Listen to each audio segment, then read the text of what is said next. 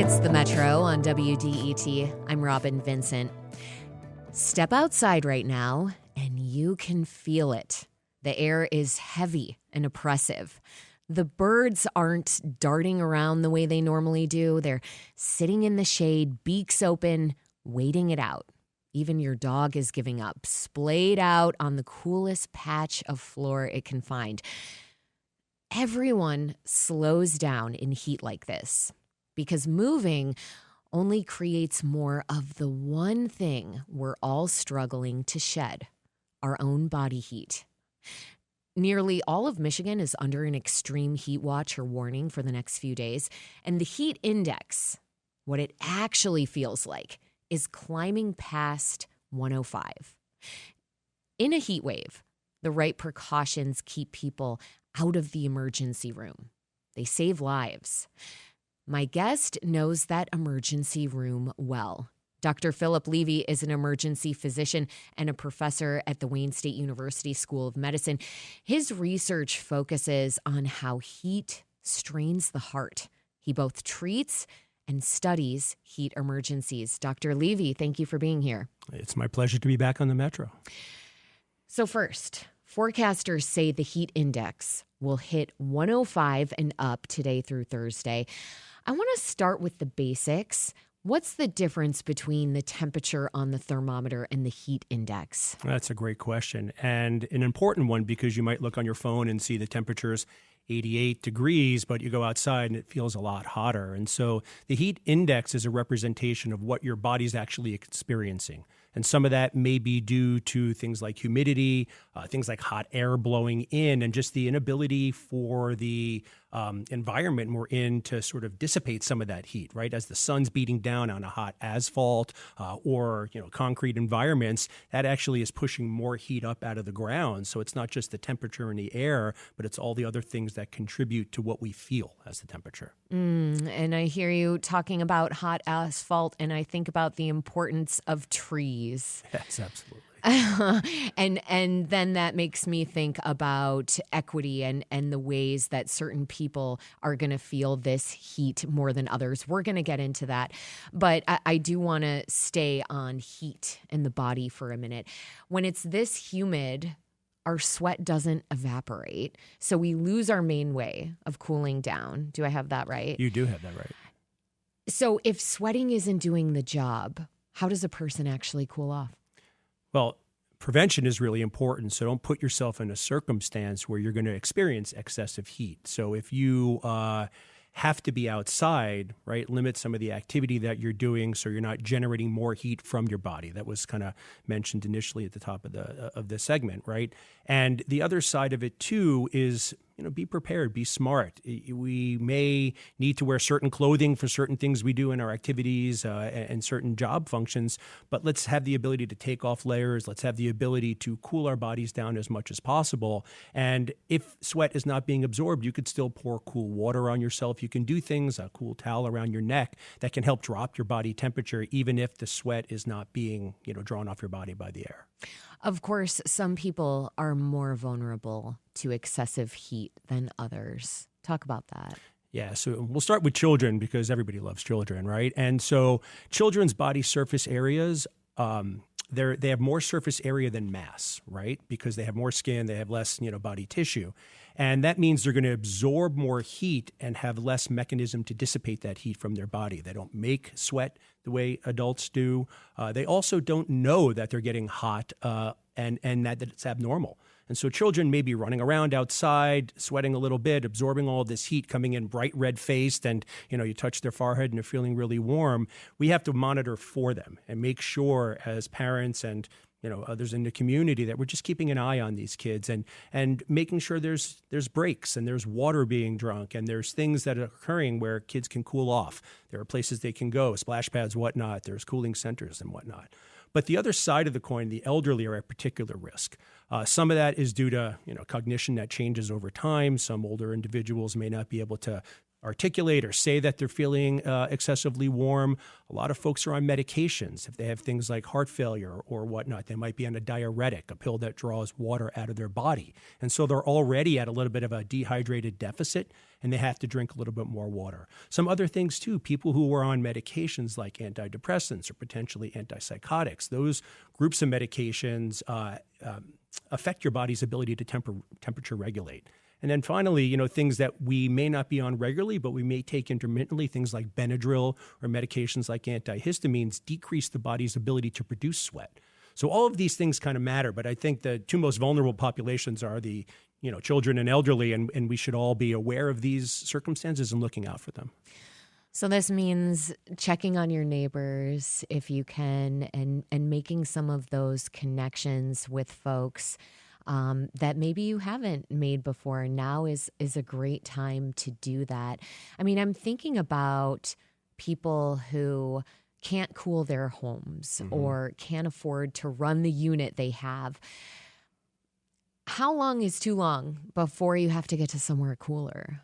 Yeah, that's a good question. I think if you feel the heat in your home, you probably need to go someplace that you can cool off. If you can't afford to run the air conditioning all day like you're describing or whatnot, find a local cooling center, find a place where you can go. We were just talking before the segment about the good old days when you go to a movie theater and spend all day sitting in watching movies because it's nice and cool and temperature controlled in there. But find a place where you can go to get that type of relief. It doesn't have to be in your home. As you said, keep an eye out for your neighbors and take somebody somewhere. If your home has air conditioning or your neighbors doesn't, invite someone in and have them spend a little time with you to try to cool off as well. But I think the key point in all of this is that we don't have to sit and suffer through this. You shouldn't sit in a hot environment and just think it's normal or it's okay. And in the worst case scenario, you can't get somewhere. You can take a cold shower. You can do things to at least temperature regulate to the best of your ability. Bring that temperature down a bit. Of course, there are the folks, though, too, who can't just stay inside. I mean, I'm thinking about the roofers, the road crews, the landscapers, delivery drivers. What's the heat doing to a body working hard outside all day? It's very difficult, right? Because you have to wear, like you said, some uniform. You think of those poor UPS drivers in their uniforms as they're running around carrying packages, to and from vehicles. Have to make sure that even though we want to all be environmentally conscious, leave the car on and leave the air conditioning running so that at least you're going out from a cool environment to a hot environment and getting back into that cool environment. Have cold drinks available if possible. Drink lots of water, but remember, it's not just water, it's also electrolytes. As we sweat, we lose salts, essential salts in the body, and you'll start to feel fatigued and a little bit weak if you have dehydration plus electrolyte depletion. So it's not just water, it's taking in things like Gatorade or other, substitutes like that can replenish those electrolytes. Something I like to do, Doc, is just to sprinkle some sea salt in my water. Would you advise for doing that? Just some salted water? Absolutely. I probably put a little sugar in there too because to sweeten it up a bit. But absolutely. I mean, any concoction that you can think of, you just have to be careful not to make it too salty, right? Because then that can create some problems with your sort of fluid balance in your body. It's the Metro on WDET. I'm Robyn Vincent. If you're just joining us, my guest is Dr. Phillip Levy. He's an emergency physician and a professor at the Wayne State University School of Medicine, where he holds the Edward S. Thomas Endowed Professorship. He's also a heart researcher and leads mobile health units that bring care into some of Detroit's most under-resourced neighborhoods. We're talking about how to stay safe and keep the people around you safe through this week's dangerous heat. And that's with the heat index climbing past 105 across Michigan. I wonder if you could walk us through now some of the warning signs. I mean, how do you tell the difference between someone who's just overheated and someone whose body is in real danger? We're talking potential heat stroke. Yeah, that's a great question. So heat exposure is going to make all of us feel a little bit warmer. And I think the first sign that we're going to see, we start to sweat a little bit more. You may start to feel flushed and feel the heat coming off your body. If people start to stop sweating, that's actually not a good sign. That's a very worrisome sign, right? Because that means either you cannot produce any more sweat, you don't have enough fluids in your body to do that, or your body starts to become a little dysregulated. And so that's an important thing to look out for. But probably the most important thing is to see how is someone's level of energy. Are they getting fatigued? Are they slowing down? Are they not able to do things that you would expect them to be able to do? Are they staggering, or are they able to walk normally and sort of maintain the energy that they have? In addition, their mental state, their cognition, the way they're speaking, the way they're looking and acting is really important. The most worrisome finding in heat stroke. So you go through heat exhaustion before you go through heat stroke, right? You start to feel tired. If you're outside, you're doing that roofing job, or you're working out doing construction, and you start to feel hot and fatigued, that's the time to take a break and get cooled down, not push it thinking, hey, I'm a tough guy, I can handle this, right? There's no tough guys when it comes to 105-degree temperature. And so that tipping point, though, when people start to get confused, they get disoriented, they're not responding appropriately to questions you're asking. Not only does that put them at risk for heat-related complications, it puts them at risk for work-related injuries, things that they can't do a job that they normally would do because they're just not thinking or acting right. Okay, Doc, so let's say I have been exposed to too much heat and I'm a bit confused and I'm starting to stagger around like I've had a few too many drinks, and I have not had any. I'm wondering what's happening inside my body in these moments. Like I want to get into the physiological things going on that are causing me now to feel so disoriented. Yeah, some of that is just the fluid imbalance. You're not getting enough fluid to essential parts of your body. It could be your kidneys, could be your heart, right? But mostly it's your brain. And if you don't have enough fluid to get to your brain, you're going to feel that lightheadedness, right? And a little bit of that disorientation that we probably all experienced after sitting to standing, and we start to feel the room spin a little bit. So that's part of it.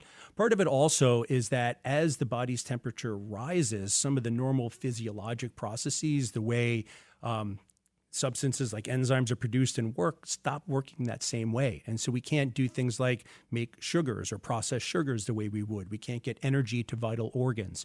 And so heat has a lot of cascade effects. And if you stay, so to say, cooking in that temperature for a long time, some of those changes can become longer lasting and in some ways cause permanent damage. Okay, so you're putting a ton of stress on your body. All of your organs are working a lot harder. I mean, this has me thinking about your research on the heart and high blood pressure here in Detroit. Why is heat like this so much harder than on someone with a heart condition? What's it doing specifically to the heart? That's another great question. So the heart has to, as soon as you start to get a little bit hotter, your heart rate will go up just because the temperature itself drives up that heart rate. Your heart rate's pumping harder to get blood to your tissues to then produce sweat, right? Every fluid we have in our body in some level starts within blood and works its way down, to things like sweat glands and whatnot.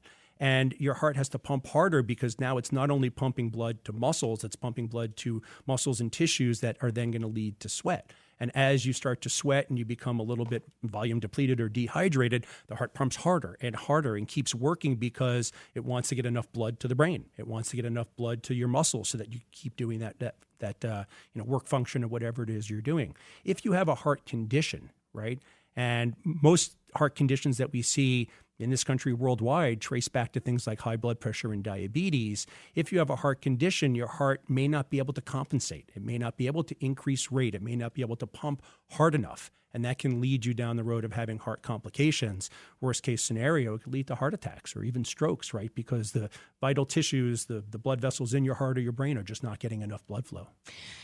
Is extreme heat a time when people learn about heart conditions that they have? Hopefully not by going to the ER and getting diagnosed, Sure, right? sure. But it's this type of programming, right, where people become aware that this happens, right? Yeah. And so, as I said also in the beginning, it's not just what physiologically occurs to the body, it's the medications that people may be on to treat those conditions. So I'm not saying don't take your blood pressure medications just because it's hot out. What I'm saying is, and related to the the population and public health work that we do, it's important to know if you're somebody who's at risk by going to get things checked out. Get your blood pressure checked out. Get your risk for diabetes checked out, and then do something about it so that you aren't somebody whose heart will be compromised in the future. So again, just to put a finer point on what you have been saying about folks who are taking medications, this is a good time, regardless of what that medication may be, to really take a look at some of the potential side effects. And if one of those side effects is that it happens to be a diuretic, let's say, that it forces your body to excrete more water, that's something to be aware of right now. So this is a good time to do a little bit of an assessment of what kinds of medications you're taking and some of the maybe lesser known side effects they could have. Absolutely. And not just you as an individual, but your children, your other family members, somebody who may be a caretaker or caregiver, right? In that situation, look over the medications. If they say, be careful in extreme heat with this, be aware of it. But I think, like we said, the common ones are the antidepressants, antipsychotic medications, diuretics, and those are, and antihistamines and things like that. Really important. I would be remiss not to acknowledge some of the important work that you've been doing, Dr. Levy, and how I think that can relate to this conversation. I mean, you run mobile health units in some of Detroit's most under-resourced neighborhoods. Why does poverty make this so much more dangerous? Poverty, for the reasons that we talked about, socioeconomically, right? You might not be able to afford to have electricity, running all day long to power things. You might not have ready access to clean and safe water. You might be in a community, right, where there are not resources around where you live, like cooling centers or convenience stores where you can go get cool drinks and cold beverages on a regular basis if you need to. You might not have support structure around you. You might live on a block or in a neighborhood where there's fewer houses and fewer people, and so you don't have someone who can look out for you. Those are all important pieces for the heat-related side of things. But in general, poverty makes it harder for people to get access to the essential healthcare services they need, to know what risk factors they might have. It makes it harder for them to get ongoing care for those things that we might identify through a screening in the community, and bringing those resources to people, making it more accessible for people who typically or may not be able to access the way a lot of us others would.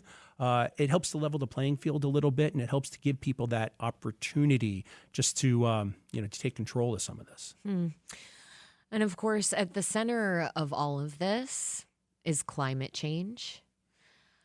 How we're feeling the effects of record-breaking temps due to global warming.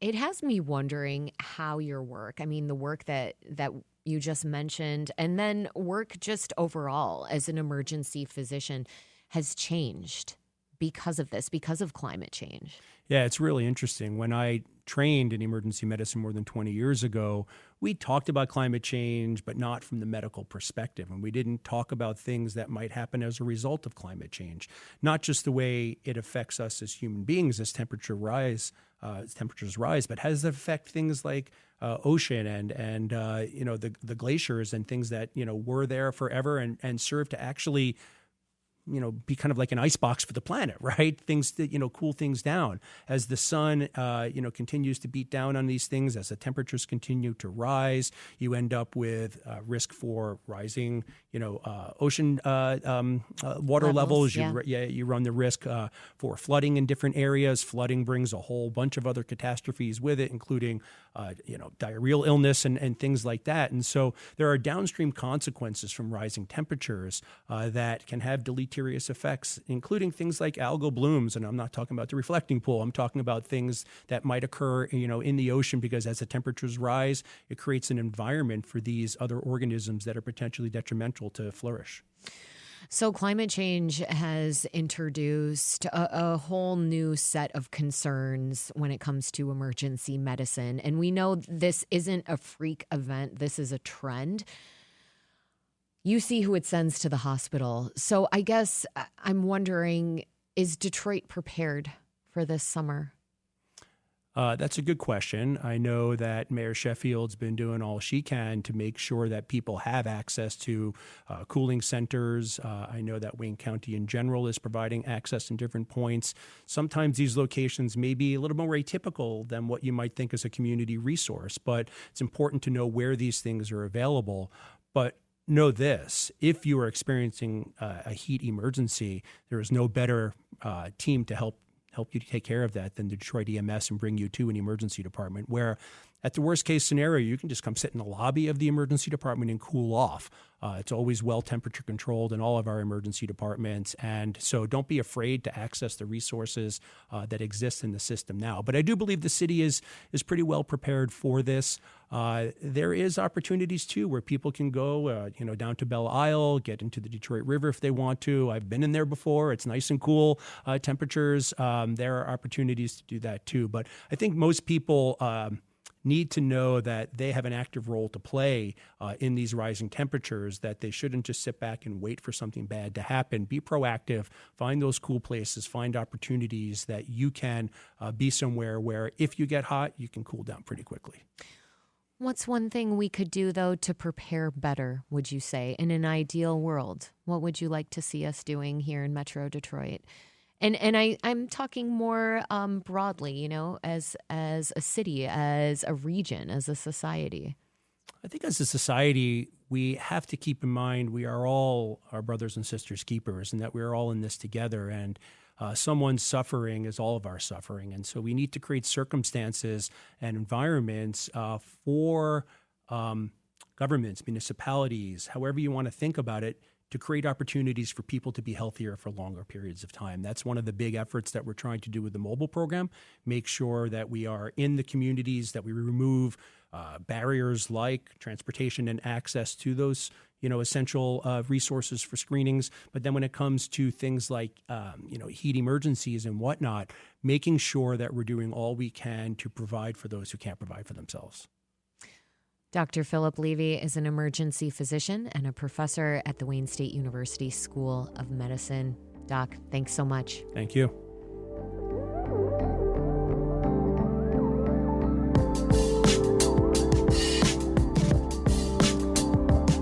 It's the Metro on WDET. As we've been discussing, Southeast Michigan is under an extreme heat warning now through Thursday, with heat index values expected to exceed 105. Be safe and make a plan to be in cool, air-conditioned spaces if you can. Stay out of the sun and drink plenty of fluids. The city of Detroit is extending hours at recreation centers to provide relief from the heat, and public libraries remain a good option for air-conditioned relief across Metro Detroit. Coming up on the Metro, a new transit tax is headed to Wayne County voters in August, and 17 communities that opted out for years would finally pay in to better connect Metro Detroit. Deputy County Executive Assad Turf makes the case. That's next on the Metro. Stay with us.